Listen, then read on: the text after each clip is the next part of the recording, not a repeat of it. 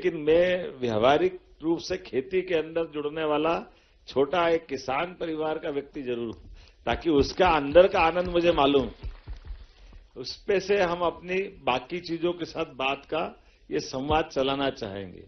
तो कहां से चालू करेंगे प्रवीण जी? आप में से मन में बात आती हो, कोई बात पूछना हो, तो आप थोड़ा सा मेरे से अपन बात कर सकते हैं। थोड़ा मुख्यमंत्री जी नमस्कार। नमस्कार। मैं हितेशी व्यास राजमाता विजय राजे सिंधिया कृषि विश्वविद्यालय की छात्रा हूँ जी। आपने खुद खेती की है, खेतों में हल चलाए हैं, तो आपको आपके बचपन के दिन याद आते होंगे, और जब आप खेती करते हैं तो आपके मन में क्या विचार आते हैं? बेटे व्यास जी, बेटी के लिए जोरदार तालियां हमारी छोटी बहन के लिए, जिन्होंने एक अच्छा विषय निकाला। आपके ऐसे बोलते हुए अपने वो स्कूल के जीवन के साथ खेती की तरफ पहुंच गया, एकदम जहां पहुंचाना चाहिए था। वो दौर ऐसा था, बैठो आप आराम से। मेरी उज्जैन में नदी के किनारे ही खेती थी, और खेती में मुझे लगा कि ये जहां हम खेती कर रहे तो पुल भी नहीं था आने जाने के लिए, तो बेल वगैरह भी ले जाना पड़ते, गाय भैंस ले जाना पड़ती, तो बेल भी नदी में डाल दो, अपन भी तीरते हुए कपड़े ऊपर ले लो, हाथ थोड़ा बदन सूख जाए, कपड़े पहन लो, खेत में पहुंच गए। और खेती का वो दौर ऐसा था, बड़ा कठिन दौर भी था, क्योंकि बिजली के ठिकाने नहीं थे।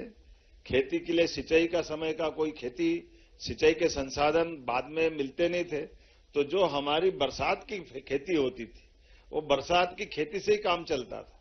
थोड़ा मैं और पढ़ा, जब मैं कॉलेज में आया तो जरूर हमने कहा एक काम करें, नदी से पानी ले लें। लेकिन जहां नदी शहर के पास में लगी हुई थी, तो बताया कि ये पीने का पानी है। अब हमको तो बहुत दिन तक हमारे और घर वालों को समझ में नहीं आया कि नदी हमारे खेत के किनारे, हमारे खेत प्यासे, लेकिन सरकार पानी नहीं दे रही। कारण क्या? बोले नहीं, ये पानी पीने का है शहर वालों के लिए। मेरे पिताजी भी किसान, उनने बहुत दिन से कहा कि हम तो पहले चड़स चलती थी बेलों से, तो बोले हम खेती कर लेते थे पानी से, लेकिन अब ये नई जमाने का नया समय भाई, तो कुआं बनवाया, कुआं बनवा करके उससे खेती करने के बाद थोड़ा सा सिंचित रकबा चालू किया। ये बात सही है कि अगर उस दौर के समय की याद करें तो ये अपने लिए आज के दौर में ये समसामयिक होगा।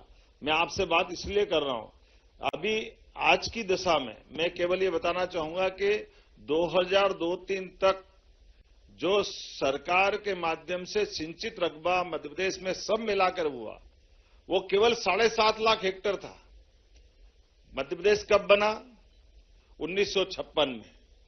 और 2002-03 तक खेती का रकबा था पूरे प्रदेश का मिलाकर 7.5 लाख हेक्टेयर का। जब अपनी सरकार बनी हमारी, तब था 1,44,000, और आज है 1,67,000 हेक्टेयर का। यह अपना वर्तमान का समय है। जरा ताली बजा करके इस बात का एहसास कर सकते। ये 55 साल में केवल 7.5 लाख हेक्टेयर, और आज लगभग 20-22 साल में 1,67,000। और एक बात और बता रहा हूं, ये 5 साल में 100 लाख हेक्टेयर तक ले जाएंगे, 100 लाख हेक्टेयर तक पूरे राज्य के अंदर सिंचाई का रकबा। तो वो जो खेती के दिन से आपने जब सूखी खेती, फिर सिंचित खेती, और खेती में सरकार के योगदान के कारण से पीने के पानी के अभाव में, पहले पीने का पानी शहर वालों को मिलेगा, किसान को नहीं मिलेगा। लेकिन अब हमारा प्रयास है हर गांव के खेत तक पानी सिंचाई का पहुंच जाए, ये प्रबंधन सरकार के माध्यम से कर। मुझे लगता है कि मैंने प्रयास किया दोनों बात जोड़ने का। आपकी बात के साथ मेरी खेती के दिन भी याद दिला दिए, और आपके साथ चर्चा करके मुझे इस बात की थोड़ी सी वो दिन की याद भी आ गई, जब हम अपनी सिंचाई के लिए कुआं बनाने गए। कुएं में मोटर लगाना, उसकी कनेक्शन कराना, इतनी आफत थी, बाप रे बाप। कहां से बिजली घर वाले साइकिल से चक्कर लगा लगा के परेशान। तार आपके खुद के खींच के लाओ, क्योंकि वो हर एक कुएं पे तार नहीं देते थे, तो कुएं में जितना खर्चा नहीं आया, उससे ज्यादा बिजली के तार में पैसा लग रहा था। पिताजी पहले बार तो नाराज ही हो गए कि कितना चक्कर में पड़ा यार, रहने दे, तो बरसात की खेती कर लेंगे। हमने कहा नहीं यार, जो कुआं आ गया, पानी आ गया, जरा करें इसमें अच्छे से। लेकिन ये वाकई बहुत कठिनाई का दौर था। मैं किसी को दोष नहीं देता हूं, ये मान के चले कि वो खराब समय था, लेकिन आज मोदी जी का समय है। जोरदार ताली बजाओ हमारे सब बच्चों के लिए। बड़े पैमाने पर संभावना मिल रही। बैठे बैठे और किसी को?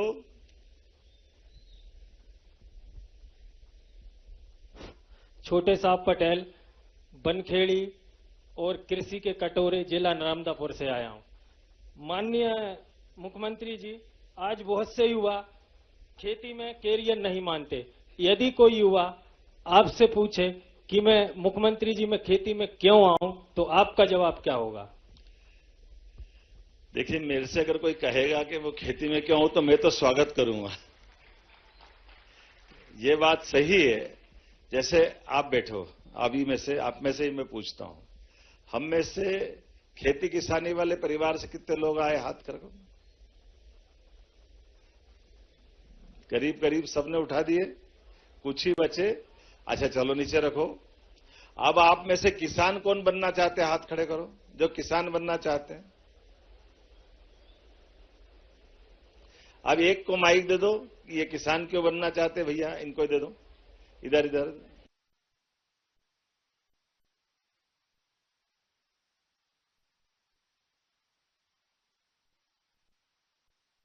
बनना चाहते हैं। सर मैं किसान इसलिए बनना चाहता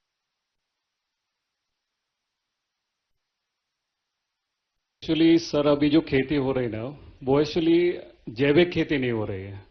और जैविक खेती के लिए मैं किसानी करना चाह रहा हूं, क्योंकि जो खाने में आ रहा है ना, उससे बहुत सारी बीमारी भी हो रही हैं।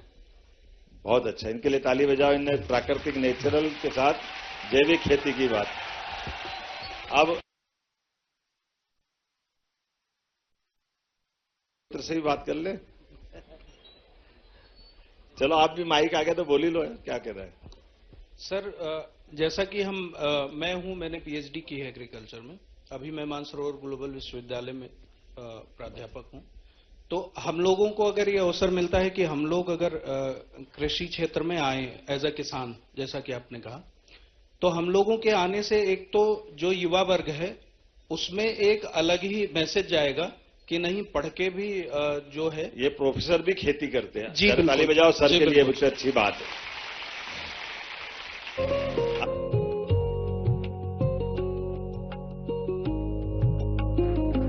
हार्दिक स्वागत डॉक्टर राम प्रताप सिंह जी को।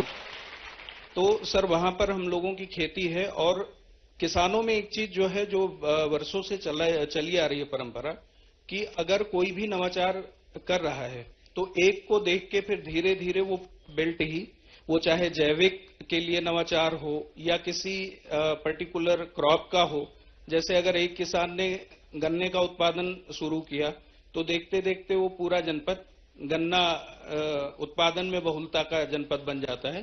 तो इस तरह से अगर पढ़े लिखे जो कृषि के युवा हैं, उनका आह्वान हो, वो अगर कृषि में आए तो बिल्कुल दिशा और दशा दोनों बदली जा सकती है। बहुत अच्छा, जरा जोरदार ताली बजा के बताएं सर के लिए।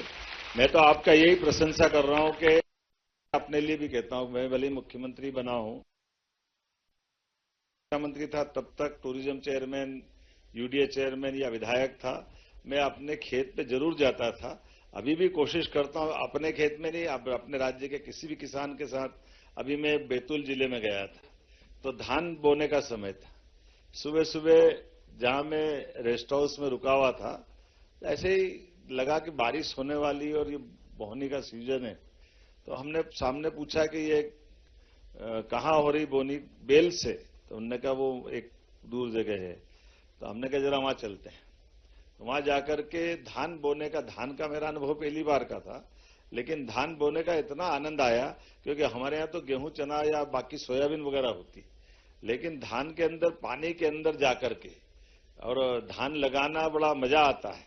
लेकिन ये बात सही कि हमारे किसान अपने अपने ढंग से खेती करते हैं, उसका मजा अलग है। अब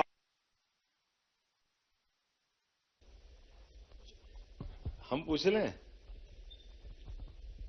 माननीय मुख्यमंत्री जी, मैं ऋषिका जैन मानसरोवर कॉलेज से बीएमएस की छात्र हूँ।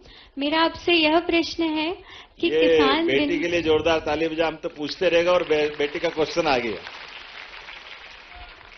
ये है आधुनिक समय है, अवसर ऐसे ही निकालना पड़ता, समय प्रतीक्षा नहीं करता है ना। क्या ना? ऋषिका जैन। ऋषिता, बहुत अच्छा, बताएं।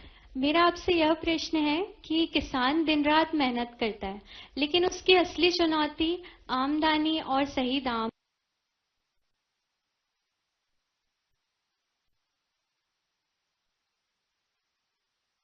ने बहुत अच्छा प्रश्न किया। खेती किसानी में फसल की कीमत, ये भी एक बड़ा काम है, और फसल की कीमत के लिए हमको केवल खेती किसानी की फसल पर निर्भर नहीं रहना पड़ता है। खेती किसानी की फसल का एमएसपी पे दाम मिले। माननीय मोदी जी के लिए जोरदार ताली बजाओ, जिन्होंने लगातार प्रयास किया। आपको जानकारी है अभी गेहूं क्या भाव खरीदा अपन ने? कौन बताएगा? क्या भाव खरीदा है? 2625। और एमएसपी में क्या भाव था गेहूं? सरकारी खरीद का न्यूनतम मूल्य क्या था? 2585। कितना? और अपन ने भाव क्या दिलाया? उसके पहले क्या भाव था मालूम है? 2375। तो 2375 में हमने भाव दिया, बोनस लगाया उसमें 175 रुपए का। तो ये हमारा गेहूं हो गया हमारे पास 2500 रुपए का। उसके पहले जब हमारी सरकार बनी तब सरकारी दाम था 2250। कितना था? और 2250 में 150 रुपए क्विंटल हमने बोनस दिया, तो 2400 रुपए खरीदा। हमारे कुल तीसरा साल आया। हर बार हम एमएसपी पे तो खरीदते ही है, लेकिन एमएसपी पे बोनस अलग से देते हैं। इसलिए पूरे देश में सबसे ज्यादा गेहूं किसी ने खरीदा तो मध्य प्रदेश सरकार ने खरीदा। हमें इस बात की प्रसन्नता। और धीरे धीरे करके केवल ये नहीं, सोयाबीन में भी भावांतर दिया। भावांतर अर्थात आप मंडी में बेचाओ जो बेचना, लेकिन बीच का जो गैप का अंतर है एमएसपी का, वो आपके खाते में हमने डलवाया। पूरे देश में एकमात्र राज्य मध्य प्रदेश था जिसने भावांतर योजना लागू करने का काम किया। लेकिन जो बेटी ने पूछा, केवल बेटा फसल नहीं, किसान की आमदनी और काय से होती है। किसान की आमदनी अगर वो पशुपालन करता है तो दूध से भी होती है। अगर वो और दूसरा बकरी पालन, मुर्गी पालन, मत्स्य पालन, अपने लिए अलग से कुछ न कुछ, आजकल तो शहद के आधार पर भी फसल में, आप तो एग्रीकल्चर बीएससी एग्रीकल्चर वाले विद्यार्थी हैं, आप सभी बहुफसली बात भी करते हैं कि हमारे पास लागत कम हो और फसल अच्छे से हो जाए, तो बहुफसली भी लगाते हैं ना सिस्टम से। तो बेटी ने अच्छा प्रश्न किया, इसके लिए जोरदार ताली बजाओ। बहुत अच्छा। बैठो बैठो। अब कौन बोल रहा है? जरा माइक देना। नमस्ते सर, मेरा नाम शिवांकुर गुप्ता है। जी। मेरा एक स्टार्टअप है ट्रैक्टर ज्ञान, जिसमें हम किसानों को जो खेती जैसे ट्रैक्टर्स होते हैं, मशीनरी होती है, उनकी पूरी जानकारी उपलब्ध कराते हैं। इसका स्टार्टअप है आपके पास? बिल्कुल सर, 10 साल हो चुके हैं इसको। अरे जोरदार ताली बजाओ यार। क्या नाम बताया आपने? मेरा नाम शिवांकुर गुप्ता है। शिवांकुर गुप्ता। हाँ जी। तो आप ट्रैक्टर ज्ञान। नहीं, ट्रैक्टर ज्ञान तो समझ में आ गया। हाँ जी। ये संज्ञान कहां से आया आपको, मैं पूछ रहा हूं। सर मेरे पिताजी जो है वो ट्रैक्टर डीलर थे सन 1998 से। अब आ गया ध्यान। हाँ जी। मतलब तो, परिवार में ट्रैक्टर का व्यवसाय। हाँ जी। तो सर मैंने जो है SGSITS इंदौर से अपनी पढ़ाई पूरी की, और उसके बाद जो है वो। आप कैसे करते हो, क्या करते हो उसमें? सर इसमें tractorgyan.com हमारी वेबसाइट है। इस पे कोई भी किसान जो नया ट्रैक्टर लेना चाहता है या फार्म मशीनरी लेना चाहता है तो वो सर्च करता है कि मुझे कौन सा ट्रैक्टर लेना चाहिए। तो जब वो हमारी वेबसाइट पे आता है तो ट्रैक्टर के स्पेसिफिकेशन कि कितना HP है, कितना CC है, कितना सिलेंडर है, ऐसे वो पूरी जानकारी मिलती है हर कंपनी के ट्रैक्टर की। और फिर वो तुलना भी कर सकता है। अगर उसको 2 ट्रैक्टर में कंफ्यूजन है कि उसे कौन सा लेना चाहिए, तो वो आपस में तुलना भी कर सकता है उसकी। तो इस तरह के सर जो स्टार्टअप है वो कार इंडस्ट्री में, बाइक इंडस्ट्री में बहुत पहले से, पर ट्रैक्टर में कोई नहीं कर रहा था। तो यार आपका अच्छा मन गया, जोरदार ताली बजाओ गुप्ता जी के लिए भी। आपके लोगों ने लाभ लिया इस स्टार्टअप का? सर बिल्कुल। अगर मैं जो अभी फाइनेंशियल ईयर कंप्लीट हुआ है उसके नंबर्स की बात करूं तो 78 करोड़ से ज्यादा हमारे इंप्रेशन थे। हमारा सोशल मीडिया पे सर 14 लाख से ज्यादा फॉलोअर हैं, और लगभग पिछले साल अपने की राज्य में कि देश भर में? पूरे देश भर के किसानों को हम केटर करते हैं सर। हमारा जो प्लेटफॉर्म है वो अभी 2 भाषाओं में है, इंग्लिश और हिंदी। हम इसमें जल्द बहुत सारी नई नई भाषाएं भी जोड़ रहे हैं। और मेरा सर आपसे सवाल था, जैसे आपने बताया कि आपका खेती का जो, हाँ जी सर, कुछ पूछ रहे हैं आप? नहीं, मैं तो ये सोच सोच के परेशान हूं कि देखो खेती के अंदर अभी कृषि यंत्रों की बात हो, हाँ जी। ट्रैक्टर की एजेंसी आपके पिताजी की थी, हाँ जी, और आपने उसके अंदर से ट्रैक्टर खरीदने के लिए भी एक अवसर देने के लिए बिल्कुल, उसमें मदद का प्लान बनाया। हाँ जी। तो ये हमारे उस विषय के अंदर जाने की जितनी गहराई से जाएंगे, यही तो किसानों का भला होगा। जोरदार ताली बजाओ आपके इस अच्छे भाव के लिए। Thank you so much sir. क्योंकि सर, आम तौर पर बुरा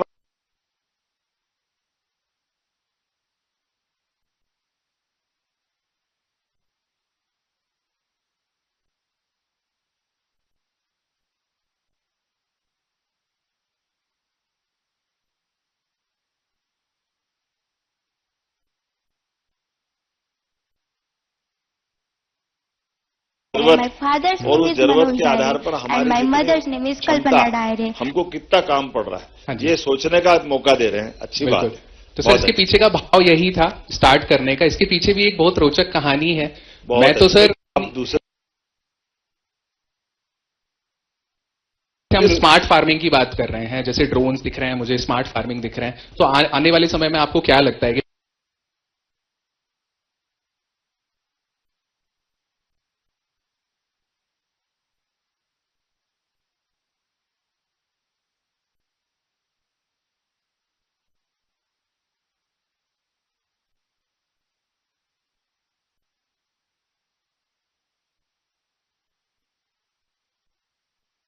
हम स्मार्ट फार्मिंग की बात कर रहे हैं, जैसे ड्रोन्स दिख रहे हैं मुझे, स्मार्ट फार्मिंग दिख रहे हैं, तो आने वाले समय में आपको क्या लगता है कि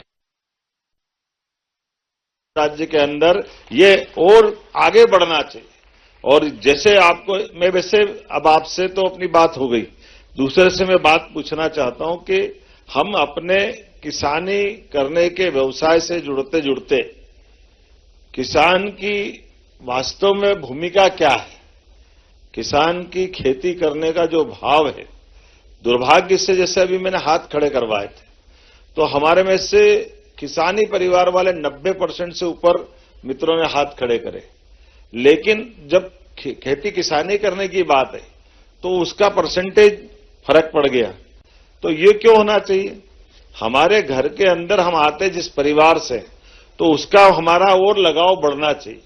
तो हम डॉक्टर बने, वकील बने, इंजीनियर बने, जो भी बने, लेकिन खेती किसानी से जरूर, जैसे प्रोफेसर ने कहा कि मैं आज भी खेती पे, और मैं खुद भी इस बात का प्रयास करता हूं, तो जो हमारी जड़ें हैं वो जड़ें कभी टूटना नहीं चाहिए, वो हमारा लगाव लगातार रहना चाहिए। और आधुनिक टेक्नोलॉजी से तो अपने बीच में दुनिया के अंदर बहुत जगह ऐसे लोग हैं, हमारे यहां तो परमात्मा की दया से 30 इंच से ज्यादा बारिश पूरे प्रदेश में एवरेज होती है, लेकिन इजराइल में कितना बारिश होती है? कौन बताएगा? इजराइल में कितनी बारिश होती है? 4 या 6 इंच होती। और वहां की खेती की क्या हाल है? खेती वहां की बहुत उन्नत, बारिश अपने से 5 गुना कम। तो ये जो कम बारिश में भी ज्यादा बेहतर खेती कर सकते हैं, ये जो वर्तमान का चुनौती का इस पीढ़ी से बात करने का मतलब ही ये है कि हां, हम अपने गांव से, अपने खेत से, अपने किसानों के लिए अगर बीएससी एग्रीकल्चर करने आए या कृषि से जुड़े हैं, तो कृषि को हम और कितना लाभ का धंधा बना सकते हैं, और लोगों का कितना भला कर सकते हैं, अपना खुद का भी और अपने समाज और देश का भला कर सकते हैं।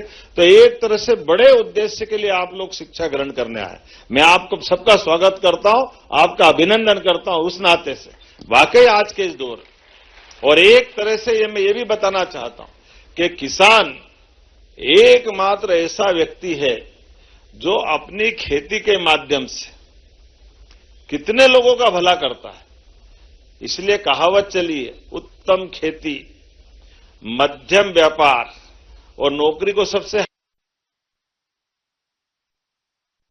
तो ये जो खेती का मतलब उत्तम खेती, जब खेत में किसान खेती करता है तो कितने प्रकार से वो प्रकृति की भी सेवा करता है, अपने खेत के माध्यम से तमाम प्रकार के जीवाणुओं को, तमाम प्रकार के पोषण करते करते जब क्रॉप लाता घर तक, कितने प्रकार के लोगों का जीवन जुड़ता है। लेकिन कोई बात नहीं, आज के इस अवसर पर अब फिर अपन वापस कहानी आगे बढ़ाते हैं। तो हमारे में से जिनने अच्छी खेती करके कोई प्रयोग किया हो, ऐसे कौन है जिनने अच्छी खेती की हो, कोई अपनी खुद खेती करते हैं और मैंने इस साल उसमें इतना अच्छा प्रॉफिट कमाया कि घर वालों की निगाह में भी बहुत अच्छे हो गए। जरा माइक देना भाई साहब को, जरा क्या नाम है? हेलो, नमस्ते सर, मेरा नाम कार्तिकेय मंडलोई है और मैं इंदौर से आया हूँ। मैंने मशरूम की खेती चालू करी थी 3 साल की। मशरूम की, ठीक है। और जो मेरा इनपुट था वो था 21 लाख और वहां से जो निकाला है वो निकाला हमने 55 लाख रुपीस। तुम तो कितने कमाए और क्या स्थिति बनी, जरा खुल के सबको बताओ तो मालूम पड़े। 21 लगाए और 55 निकाले। जोरदार ताली बजाओ, ये आ गया सामने। और सर उसके बाद कितने बीघा में करी थी? सर वो रूम में करी थी हम लोग ने। एक पर्टिकुलर रूम में करते हैं। एक कमरे में ही कर ली? एक कमरे में करते हैं। देखो जोरदार ताली बजाओ। 3000 स्क्वायर फीट का होता। ये मंडलोई ये बता रहा है कितना अच्छा है सर। उसी के बाद हम लोग ने किसानों के लिए एक ही रूफ के नीचे मल्टीपल चीजें चालू करी है, जैसे पर्ल फार्मिंग, मशरूम की खेती, मेडिकल मशरूम की खेती, बी कीपिंग, माइक्रो ग्रीन्स, ताकि हम एक ही जगह पे किसानों को वो ट्रेनिंग दे पाएं। और ये सब चीजें तब दिमाग में आई जब मैंने अपनी गवर्नमेंट जॉब छोड़ के मशरूम की खेती चालू करी। अच्छा, गवर्नमेंट जॉब छोड़ी? हाँ जी सर। ये जोरदार, ये खेती वाले अब इस प्रकार से बुला रहे हैं, बहुत अच्छा। एक साल में कितना कमा लेते हो? सर अभी हम लोग ट्रेनिंग दे रहे हैं जिसमें हमने नियर बाय 50 से 60 किसानों को ट्रेनिंग दी है मशरूम में और 80 किसानों को ट्रेनिंग दी है हम लोग ने मोती की खेती में। और मोती की भी खेती कराते हो? हाँ सर, हम लोग ट्रेनिंग देते हैं इंदौर में सर। तो मोती की खेती में कितना टाइम लगता है, क्या होता है? सर 8 से 9 महीने लगते हैं। और 8 से 9 महीने मोती बन जाता है? हाँ सर। अच्छा। सर वो जैसे आजकल डायमंड, लैब ग्रोन डायमंड आ रहे हैं, वैसे ही इसको भी पर्टिकुलर टाइम। इसमें कितनी जगह लगती है? सर लोग अपनी 2000 स्क्वायर फीट की जो नॉट 2000, 200 लीटर और 1000 की जो टंकी होती है वो 3 टंकियों में भी मोती की खेती कर ले रहे हैं। अच्छा, घर की टंकी में भी कर ले रहे हैं? सर लोग छत पे कर ले रहे हैं। छत पे हो जाती है? हाँ जी। तो मोती सस्ता मिलता होगा फिर? सर वो 2 तरीके के होते हैं, जो समुद्र से आ रहे हैं वो ऑब्वियसली महंगे होते हैं, बट ये कैरेट पे जाते हैं। फॉर एग्जाम्पल ये 6 कैरेट का है तो ये 200 रुपए के हिसाब से। देखो अभी तक तो अपन ने खेती किसानी में आमदनी पशुपालन की, मुर्गी पालन, मछली पालन, बकरी पालन, वही मोती पालन पहली बार हो रहा। जोरदार ताली बजाओ। सर मशरूम का भी हो रहा। एक क्वेश्चन था कि जैसे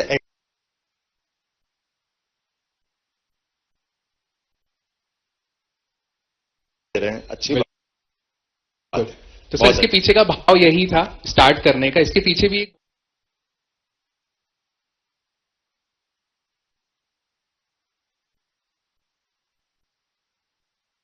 इंदौर। चलिए कोई बात नहीं, बहुत अच्छा, ताली बजाओ भैया के लिए। और आप तो ये बताओ थोड़ा, ये बहुत ज्यादा आधुनिक वाले होगा मशरूम और मोती, अपनी तो आलू प्याज लहसुन और बाकी। डीपीएस रायगढ़ स्कूल में सिलेक्शन हुआ है। अच्छा, पढ़ता है, बहुत अच्छा है, पढ़ रहा है। कौन क्लास में? 7th क्लास में है। अच्छा 7th में है जी। इसी साल आए हैं? 2nd साल है। अच्छा, 6वीं से है? 6वीं से। डीपीएस रायगढ़ में? डीपीएस रायगढ़ में। अच्छा। और मैं मजदूरी काम करता हूँ और सपना तो छोटा सा देखा था, लेकिन वो सपना धीरे धीरे मेरा बच्चा को जैसे बोला वैसे अपना स्वीकार कर लिया और भविष्य को लाया, तो मेरा दिल खुश हो गया। और रायगढ़ स्कूल में हो गया तो मेरा दिल भी खुश हो गया। चलिए अच्छे से पढ़ाइए, है ना? मैं अपना वाणी में राम करता हूँ। क्या नाम है आपके बेटे का? नवीन प्रसाद सिंह। नवीन प्रसाद सिंह। चलिए, क्या बनाना चाहते हैं बेटे को? मेरा सोचता है इंजीनियर बनाएंगे कह रहे हैं। अच्छा, और वो क्या सोचता है बेटा? ये भी जो सोच रहा है इंजीनियर। बात हुई है कि नहीं है आपकी दोनों की? बात हुआ है। हाँ। तो भी इंजीनियर बनना चाहते हैं ना? जी। चलिए, अवश्य उनकी इच्छा पूरी होगी। बहुत बहुत धन्यवाद। और अब हम मुंगेली से आमंत्रित है शंकरलाल धूरी जी, उन्हें आमंत्रित करते हैं। मुंगेली से शंकरलाल धूरी जी।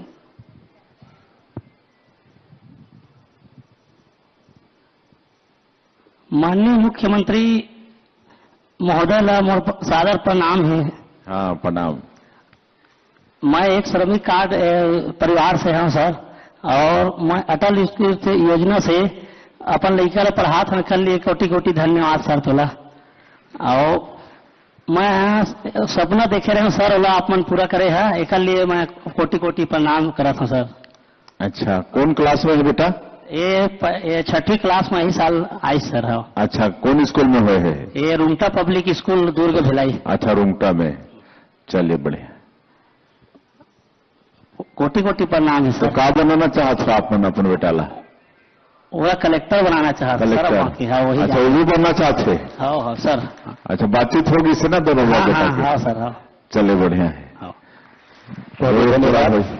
आप बुलाना चाहेंगे विनोद जी को, आप बीजापुर से पधारे हैं, श्री विनोद जी।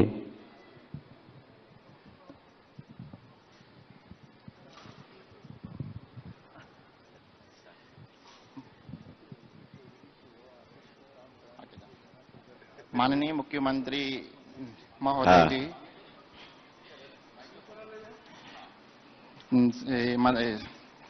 श्रम मंत्री लखन देवांगन जी, हृदय से आभार व्यक्त करता हूं। थोड़ा सा मुंह के सामने ले जाइए माइक। हाँ। मेरा नाम विनोद कुमार संगम है। मैं ग्राम भासागुड़ा, जिला बीजापुर का निवासी हूं। मैं पंजीकृत मजदूर हूं।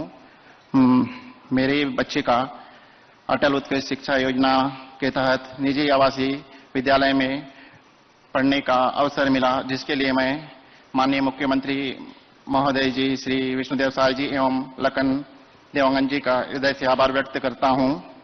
हमारे जैसे मजदूर परिवार के बच्चों को निजी आवासीय विद्यालयों में पढ़ाना आर्थिक रूप से बहुत कठिन होता है, लेकिन आपकी सरकार द्वारा शुरू की गई अटल उत्कृष्ट शिक्षा योजना के तहत अच्छी शिक्षा प्राप्त करने का अवसर मिला। आज मेरी बच्ची एक प्रतिष्ठित विद्यालय में शिक्षा अध्ययन कर रही है। एग्रीकल्चर से हॉर्टिकल्चर पे गए, अपने फसल के बदलाव में थोड़ा हमने अपने योगदान को किया। अब यहां तो बहुत हाथ खड़े हो गए, जरा उधर वाले में चलो ना, वो लास्ट वाले पे दे जरा माइक भाई। चलो। मेरा नाम डॉक्टर अशोक यादव है और मैं 94-95 पंतनगर विश्वविद्यालय का पीएचडी का स्कॉलर हूं और इस समय जेएनसीटी में डीन एग्रीकल्चर हूं। तो मैं जो हॉर्टिकल्चर में स्पेशलाइज्ड हूं, तो सघन बागवानी में ज्यादा ट्रेनिंग कराता हूं बच्चों को।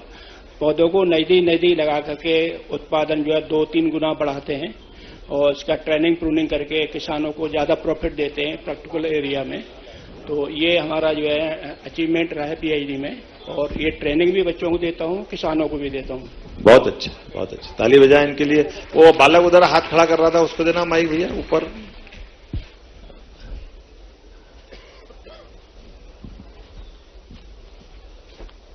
ये कृषि कल्याण वर्ष है, इसलिए हम शुद्ध कृषि पे ही बात कर रहे हैं।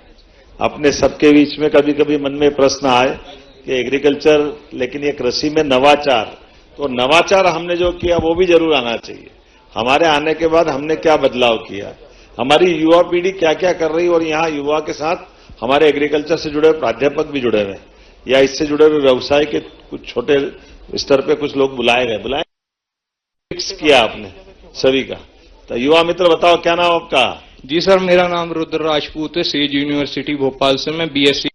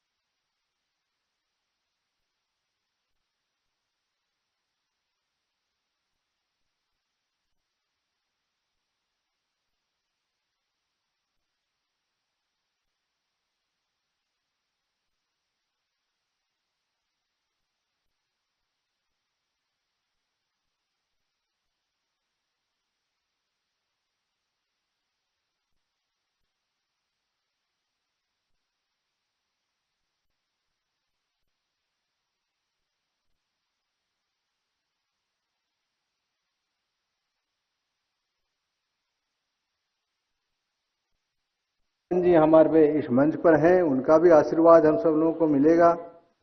और इसी प्रकार से हमारे बीच में और अपने राजस्व मंत्री, उच्च शिक्षा मंत्री शंकरराम वर्मा जी भी आज हमारे बीच में है। उनका भी मार्गदर्शन हम सब लोगों को प्राप्त होगा। हमारे उत्तर के विधायक श्री पुरंदर मिश्रा जी वैसे बहुत शुभचिंतक हैं। उनके विधानसभा में झुग्गी झोपड़ी और मजदूरों का बड़ी संख्या में निवास है और पंजीयन भी इस समय थोड़ा कराए हैं। और खुशी की बात है कि हमारे श्रीमती लक्ष्मी वर्मा जी अभी राज्यसभा सांसद के रूप में और आज इस मंच में महिला नेत्री के रूप में भी और हम सब लोगों के बीच में है। अनेक पदों पर रही हैं, संगठन में भी रही हैं, जिला पंचायत में रही हैं, तमाम पदों पर रही हैं और आप राज्यसभा सदस्य के नाते दिल्ली के उच्च सदन में प्रतिनिधित्व करके और छत्तीसगढ़ की आवाज बुलंद कर रही हैं। हमारे योगेश कुमार मिश्रा जी श्रम कल्याण मंडल के सम्मानीय हमारे अध्यक्ष हैं। किशोर महानंद जी हमारे श्रम कल्याण मंडल के सम्मानीय उपाध्यक्ष हैं। हमारे श्रम विभाग के सचिव श्री हिमशिखर गुप्ता जी हैं। हमारे डिपार्टमेंट के सचिव श्री गिरीश रामटेके जी हैं। हमारे पीछे जांगड़े जी बैठे हुए हैं श्रम डिपार्टमेंट के, सविता जी हैं। तमाम ऐसे विभाग के अन्य अधिकारीगण भी यहाँ पर उपस्थित हैं।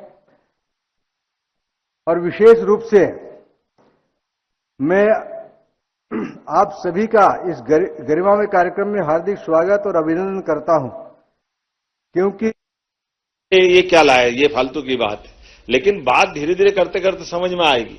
आज के दौर में जैसे मशरूम की खेती का इनने सुझाव दिया तो किसी को समझ में नहीं कि एक कमरे के अंदर मशरूम की खेती होती है, क्योंकि हर एक कोई तो नहीं करता। जैसे अभी मैं जनरल पूछता हूं मशरूम की खेती इस हाल में बैठे कितने लोगों ने कभी करी हो, हाथ खड़े करो। कितने लोग बैठे? 1200 और 12 हाथ खड़े नहीं हुए। तो ये उत्तर है इस बात का कि आज के दौर में और मोती वाला कोई एक आधा मिले तो मिले, कोई मोती की खेती वाला है भाई? आपका तो आपका अलावा एक ही मेरे ख्याल से। तो ये जो इतनी चुनौती हमको बीच में आ गई, जबकि ये बता रहे हैं ये मोती काय में बनाते हो आप, ये तो कह रहे पानी की टंकी में बना लेते। अब पानी की टंकी कितने घर पे, हाथ खड़े करो तो। ये देखो अब पानी की टंकी सबके घर में है, लेकिन ये जो अब वर्तमान का दौर है ये चुनौती का भी और नवाचार का भी है। ये है कृषि नवाचार। जोरदार ताली बजाओ जिसके लिए हम लोग बैठे हैं आज के इस दौर में। अब और कोई नवाचार किसी ने किया हो तो अपने में से बात कर सकते हैं। कौन कौन ने? ये माइक कौन को चाहिए? आपने कुछ नवाचार किया? आप बताना क्या नवाचार किया, इनको माइक देना।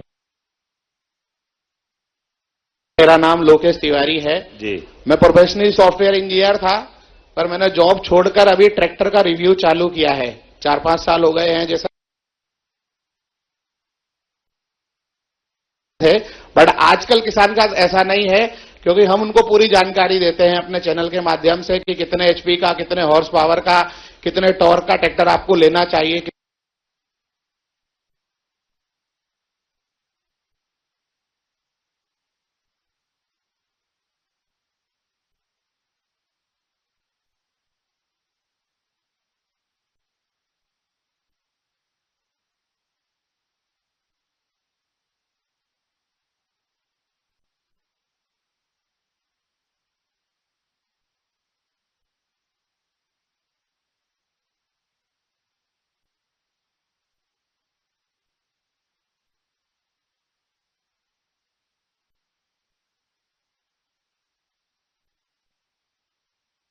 कोई कोर्स चला पाए।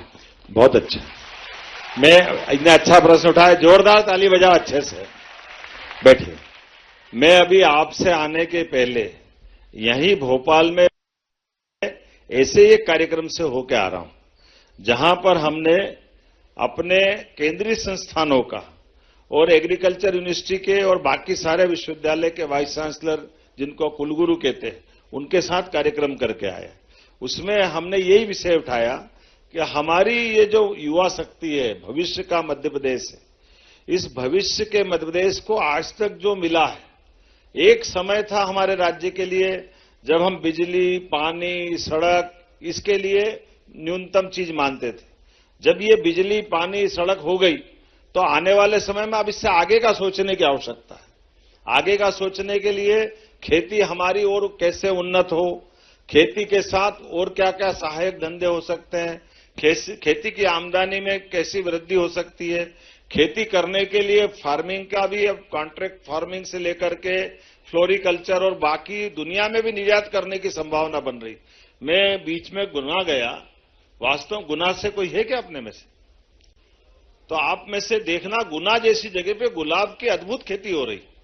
मैं भी चौंक गया, क्योंकि आमतौर पर मालवा की तरफ तो हमने गुलाब की खेती देखी थी, लेकिन ये जो गुना और अपना अशोकनगर तरफ जिस प्रकार से खेती का समय बदला है, तो ये जो वाकई समय बदला है, इस बदलते समय में जिस प्रकार का समय चल रहा है, मैं उम्मीद कर रहा हूं आपके सबके साथ मिलकर के अब अपने में से जो हार्टिकल्चर के बाद फूलों की खेती अच्छी करते हैं, आप बताना जरा, फूलों की खेती वाले जरा हाथ माइक देना भाई। फूलों की खेती,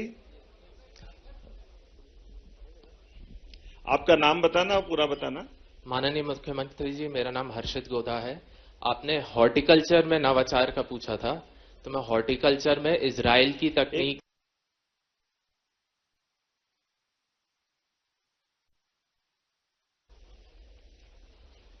जी आपने हॉर्टिकल्चर का पूछा था, तो मैं हॉर्टिकल्चर में इजराइल की तकनीक से भोपाल में एवोकाडो की खेती कर रहा हूं और एवोकाडो की नर्सरी स्टैब्लिश की है। ये काम मैं 2019 से इसकी रिसर्च शुरू कर दी थी। अभी मेरा खेती अपने यहाँ होती मध्य फ्रूटिंग आ रही है। ऐसा? हाँ। कहाँ रहते हैं? मेरा फार्म एयरपोर्ट रोड पे। यहाँ भोपाल में? हाँ हाँ, मुबारकपुर गांव में। अरे वाह, क्या पूरा नाम है? हर्षित गोधा।